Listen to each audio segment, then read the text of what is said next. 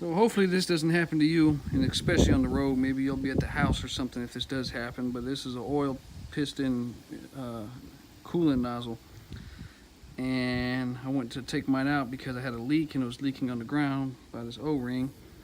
And the piston cooling nozzle broke off into the oil pan. So that's what we get to do today. You guys get to watch how I take the oil pan down and reseal it, and maybe I can show how to get a couple of these other piston coolant nozzles out. Okay, so it takes a 32mm socket to get the oil drain plug off, but you might need to either put the truck on some, raise the truck up to get a 5-gallon bucket under, because if you don't, 5-gallon bucket is not going to be, it's going to be too tall and it won't fit underneath, and you'll probably spill a whole bunch of oil. Ask me how I know. So either 5-gallon buckets with the truck raised, or you'll have to find some other way to catch all the oil before you drain it.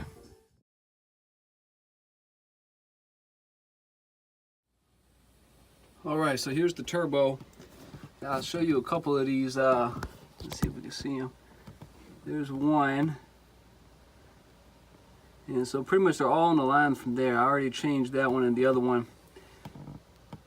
14mm socket, and pretty much you need to take the oil filter off to reach the ones over here. Then here's that one I just did. So basically what you can do is once you back the bolt off, you can just tap it with some channel locks, keep on tapping it, clean the outside around it. Then you'll have to grab it with some channel locks and kind of wiggle it side to side until they finally pop out. So some of them are a little bit tougher to get out than others. I'm way too oily to film all this step by step, but I want to give you at least a visual. And when you put them back in, it will be a tight fit, and it'll seem like it doesn't want to go back in. So what I did was I put vegetable oil on the O-rings, and I put vegetable oil up and down the cooling nozzle. So when I put it into the hole, what I did was I tapped it with a pretty big wrench. Matter of fact, this wrench down here, I tapped it with that end of the wrench, and then it started going in. And that's how I got those 3. So I got 3 more to go. Then it'll probably be the oil pan and stuff next, is what I show. Or maybe I'll show another view from under the truck so you can get a better look at the nozzles. Better without all the sun shining, but that's the one on the far right that I've already done. So I got the bolt out in this one. Here's the one that's behind the oil filter. There's another one. Then you got the other 2 back here that I've already done. And they all get torqued down to 18 foot-pounds, which is not much. So I'll see about trying to get these 3 down before I pull the oil pan.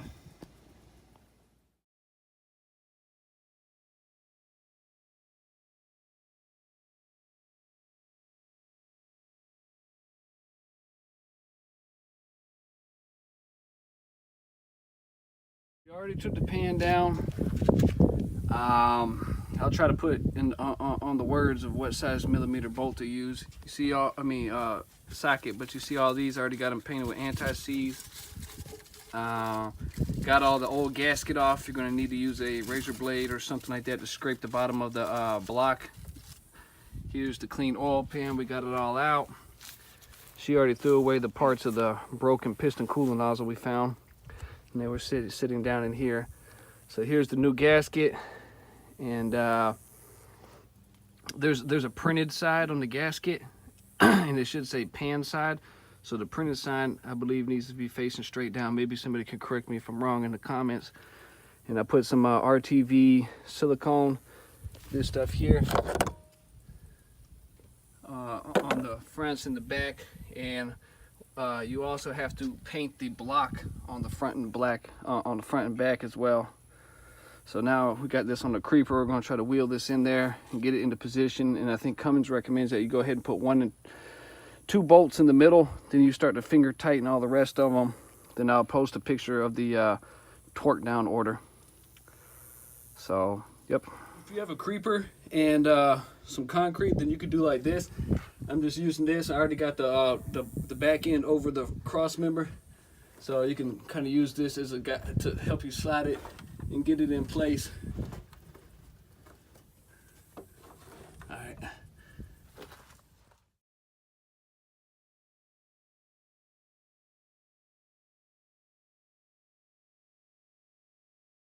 Okay, we got all the oil pan bolts back up.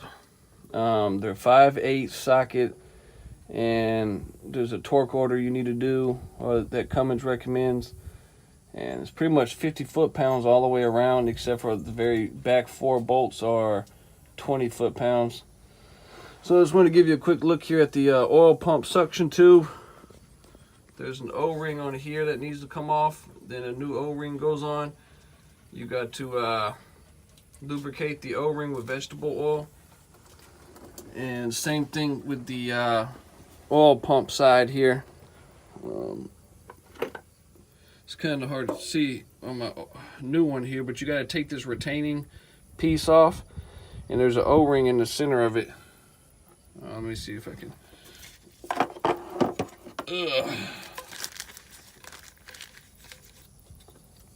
There's an O-ring right in the center of this. So mine was tough to get off. You have to take this piece off and put a new O-ring in the middle, which is the lubricated with vegetable oil. And it needs to stick out, the pipe needs to stick out about this much, because you're going to need that to go in there and fit around the outside of here. Last time I was at Cummins and they dropped the pan, I think they put a little bit of RTV silicone on this, then on this end of the flange, so I might do the same thing again. New O-ring. Cummins says to torque this down first, then torque this down, but in my experience that causes the pump to leak. So someone told me a while back, a really good seasoned mechanic, he told me to torque this down first, since this is a fixed piece. Torque this down first, then come and torque this down, since the pan can kind of flex just a little bit to make it seal. So also, I don't know, by reading the literature, I really can't tell which way the gasket's supposed to face. So I'm going to put the gasket facing down to this, because on the literature it says face it towards the flange. But when I took my gasket off, the printed side was facing towards the pump. So maybe somebody in the comments, a real mechanic, can say which way to put the gasket. I'm going to put it facing the flange. Okay, that's what it should look like, give or take, with the oil pickup transfer tube back on. Like I said, I tighten this side down first, then tighten this side. I put a little bit of RTV on it. Looks like a lot, but it's just a little bit. It's real thin around the flange. So maybe I can update this video later on and tell you how good it held up. But that's what the guy at Cummins did last time. I had the pan down. So after you get the oil pickup tube down, you got to make sure you torque your drain plug. And from what I've been told, it's 22 foot-pounds on the N14. And you know, might as well put a new oil filter on, new fuel filter. If you haven't changed your coolant filter in a while, this might be a good time to do it. That's what I went ahead and did. So once you get all the filters back on, then you can pretty much fill it back up with oil. But me, I'm going to wait at least 24 hours, and so I can get a good seal on the RTV silicone. So after I wait for that time to pass, I'll go ahead and fill it back up with fluids and check for leaks. So maybe this video will at least give you a visual where the piston coolant nozzles are, and a little bit about the oil pan. I know it didn't really show everything, but sometimes just a visual is better than nothing. So that's how I did it.